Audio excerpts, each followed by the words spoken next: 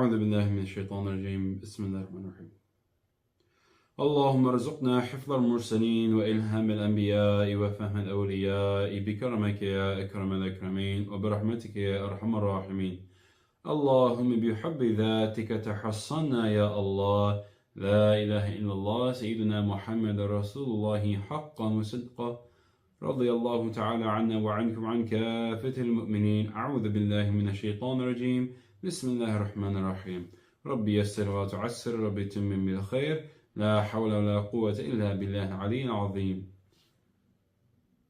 أعوذ بالله من الشيطان الرجيم بسم الله الرحمن الرحيم. We have several ayahs regarding today's lecture about Zakah, and we'll mention the importance of Zakah and a little bit about Sadaqah. First and foremost, Zakah is known in at least 7 ayahs, and 27 of them are mentioned with Salat. And here's the preface with Surah Al-Baqarah in ayah 43.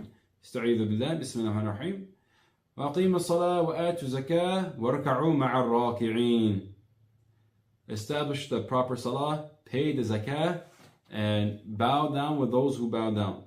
That's the meaning for this. And another ayah from the same surah, Surah Al-Baqarah, in 110th ayah, استعيذ بالله بسم الله الرحمن الرحيم وأقيموا الصلاة وآتوا الزكاة وما تقدموا لأنفسكم من خير تجدوه عند الله إن الله بما تعملون بصير. صدق الله العظيم. And establish salah and give the zakah, and whatever is good you put forward for yourselves, you will find it with Allah, and indeed Allah is all seeing of what you do. What is zakah? In the hadith Shareef, Rasulullah sallallahu alaihi wasallam, he mentioned that zakah is amongst the 5 pillars of Islam. The hadith, it goes by عن النبي صلى الله عليه وسلم بني الإسلام على 5 شهادة أن لا إله إلا الله وأن محمدا عبده ورسوله وإقام الصلاة وإيتاء الزكاة وحج البيت والصوم رمضان. صدق رسول الله. The structure of Islam, the pillars of Islam, is upon 5. It's the testifying, making witness that there is no God but Allah, and that Muhammad is, sallallahu alaihi wasallam, is his servant and messenger. And they establish the salah, and to pay the zakah, to do pilgrimage to the hajj, and the fast the month of Ramadan. Zakah, it means to clean. So in dictionary terms, zakah itself, it means to clean, to be, cleanliness, to increase, to be worthy, living in abundance in terms of growing, to develop. And zakah, in this sense, for us, is to clean out our mal, our mulk, our possessions, our wealth, and most importantly, our nafs, our souls. The Islamic condition for zakah, it means to give a certain amount of good to certain people under certain conditions. Allah Ta'ala made it, giving zakah, one of the ways to worship Him. As a matter of fact, zakah is obligatory act of worship the month of Ramadan, hatta it was before the month of Ramadan, on the 2nd year of Hijrah.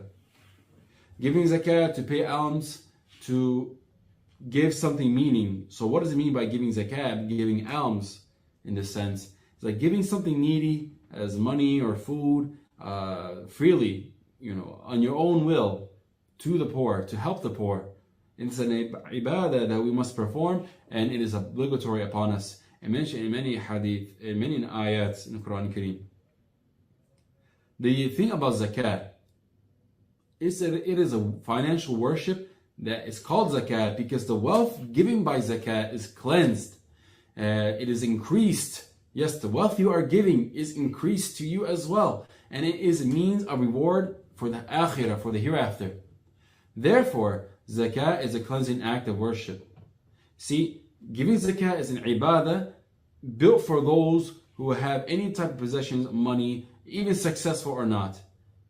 And dealing with success and dealing with fame, we know in narration that حب الدنيا رأس كل خطايا, that loving this world is the roots of all evil, it's the head of all cause of problems.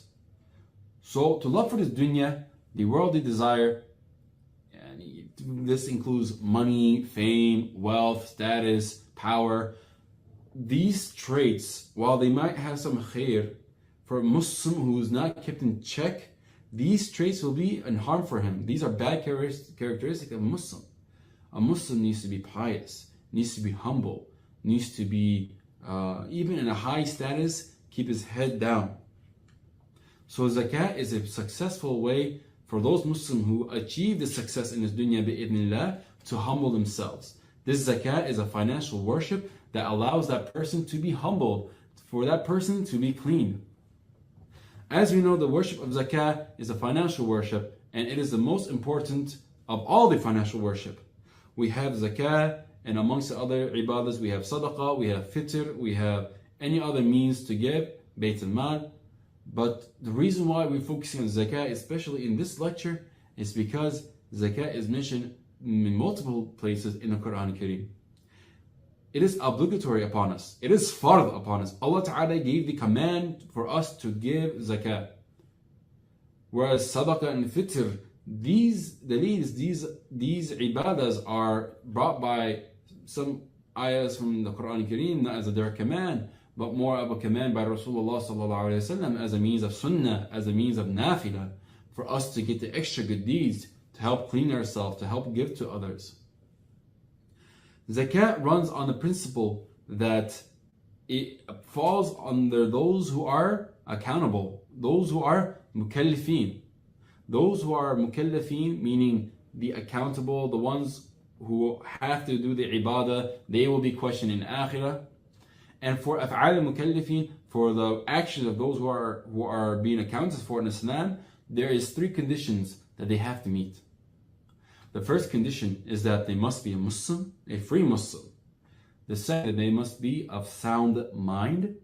And third, they must be an age of puberty, or reach the age of puberty, bulugh.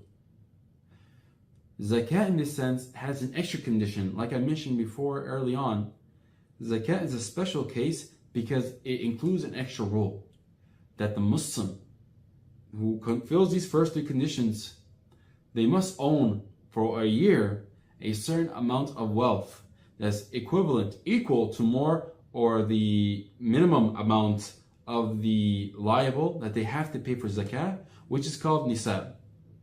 Meaning, nisab is the limited amount of money, of wealth, that is productive wealth that you are making, and is not counted from any wealth that you owe that is part of a debt, and is not counted from your wealth of your basic necessity needs. This is just extra money that you have surplused, that as you achieve, and it is not counted for anything. Once the amount reaches a certain point, nisab, which is roughly 80 grams, 81 grams of gold, which is translated to about $5,000. Once you have extra from there, then you will give the due amount of zakah, which is 2.5% of whatever that you have. From Surah At-Tawbah, Sta'idhu billah, Bismillah ar-Rahman ar-Rahim. خُذْ مِنْ أَمْوَالِهِمْ صَدَقَةً تُطَهِّرُهُمْ وَتُزَكِّيهِمْ بِهَا وَصَلِّ عَلَيْهِمْ إِنَّ صَلَاتَكَ سَكُنٌ لَهُمْ وَاللَّهُ سَمِيعٌ عَلِيمٌ. So the ayah here, to take zakah, Allah Ta'ala, He's explaining to you, Rasulullah Sallallahu Alaihi Wasallam, خُذْ, take zakah from the property so that you may purify themselves with it.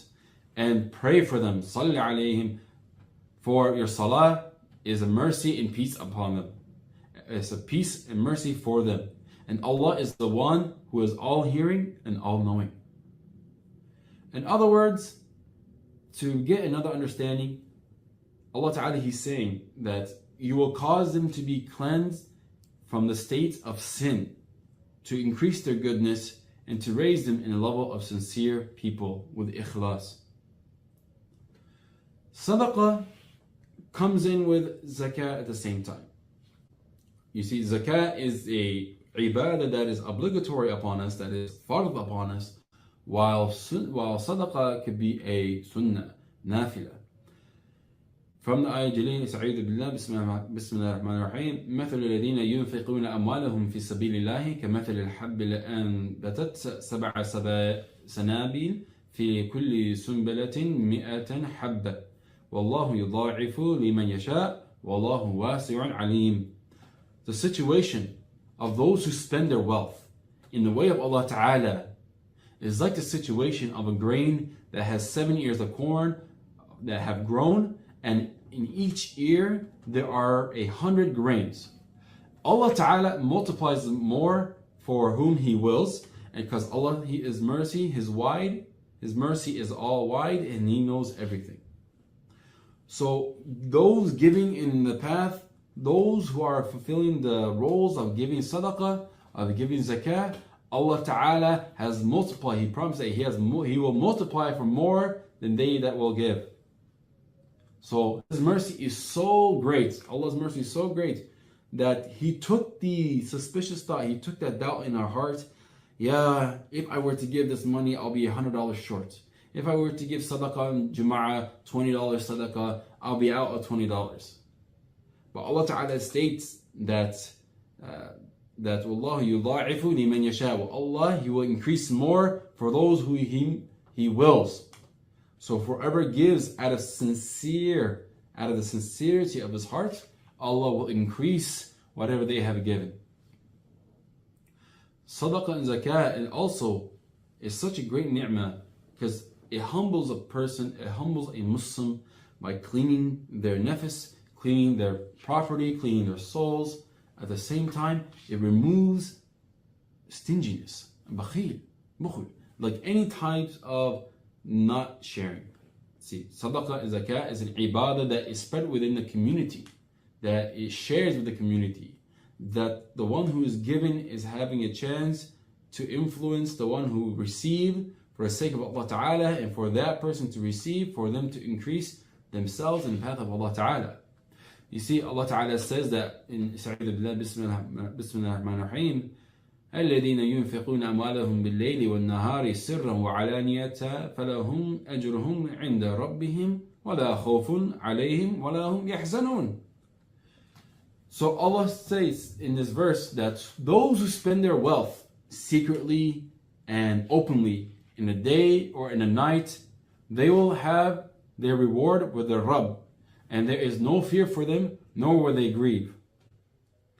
See, this ayah signifies that giving sadaqah, giving zakah is blessed, is based. Allah is pleased with those who give for His cause and for His path, and He grants them the ajr, He grants them the merit greater than they can imagine.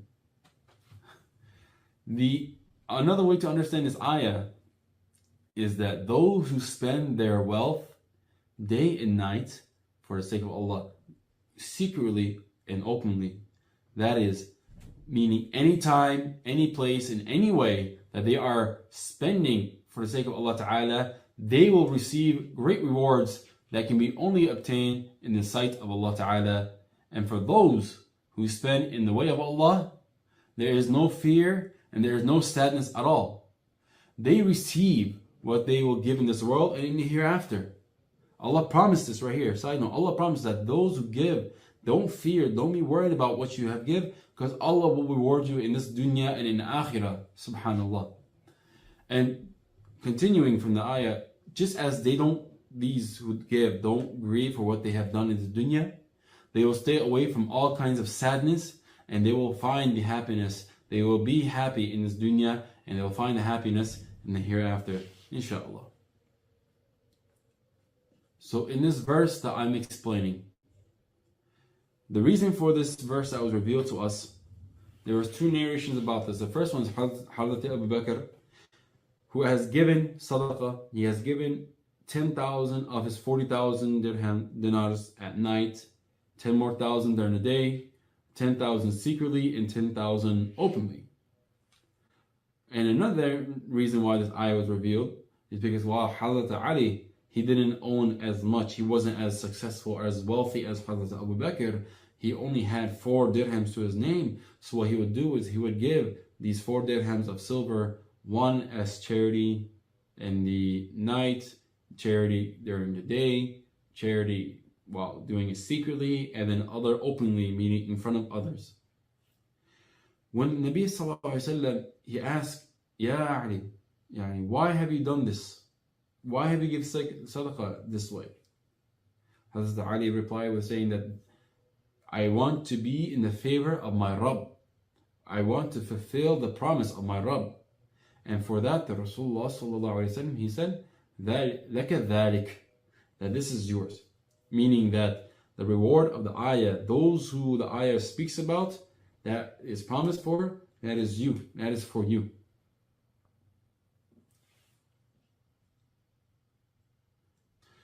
The punishment of not giving zakah and not understanding the importance of it. You see, there is those that we have to give zakah to. Will be mentioned later on in our other lectures, as I want to keep things simple for today.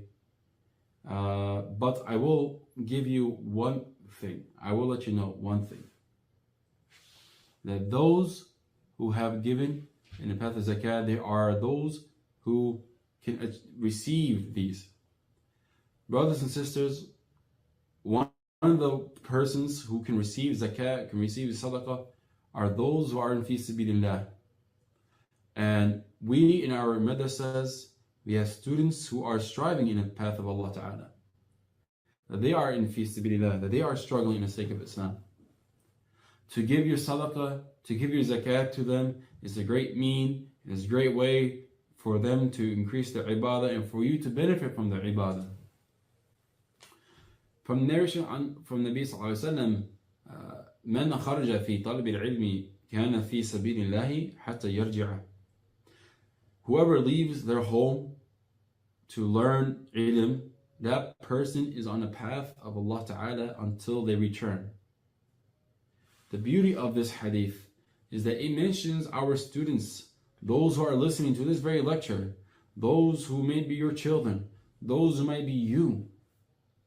So dear brothers and sisters, when we are giving zakah, one of the greatest opportunities, the greatest people, the greatest ways that we can give zakah to have the most benefits, where we can reap the most good deeds out of this, is giving it to the Quran student, giving to the madrasas that offers, that has students learning the ilm, learning Islam, fi sabilillah. They are staying and they are sacrificing everything for the sake of Allah, for the sake of Islam.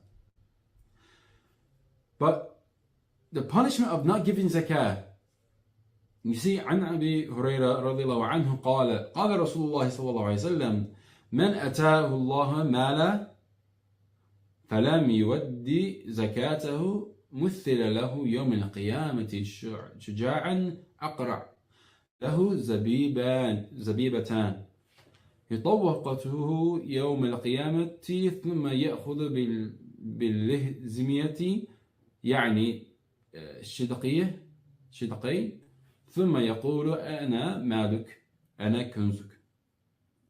صدق Rasulullah. See, Rasulullah sallallahu alaihi wasallam, he explained that whoever is made wealthy by Allah Ta'ala and does not pay the zakah of his wealth, then on the day of resurrection, in Yawm al-Qiyamah, that his wealth will be made like a bald snake, like a man snake, where it's a black snake with two black spots over the eyes, and that snake will encircle the neck of that person and will bite his cheeks, saying that I am your wealth, I am your treasure. And from this, Rasulullah sallallahu alaihi wasallam, he read the ayah for Surah Al-Imran, 108th ayah, 180th ayah. استعيذ بالله بسم الله الرحمن الرحيم. ولا يحسبن الذين يبخلون بما آتاهم الله من فضله وهو خير لهم بل هو شر لهم سيطوقون ما بخلوا به يوم القيامة ولله ميراث السماوات والأرض والله بما تعملون خبير. And this ayah, Allah Ta'ala explains that those who are stingy with the bounties, with the wealth that Allah Ta'ala has bestowed upon them, from His wealth, from His bounty, should not think that it is good for them. No, this wealth is evil for them.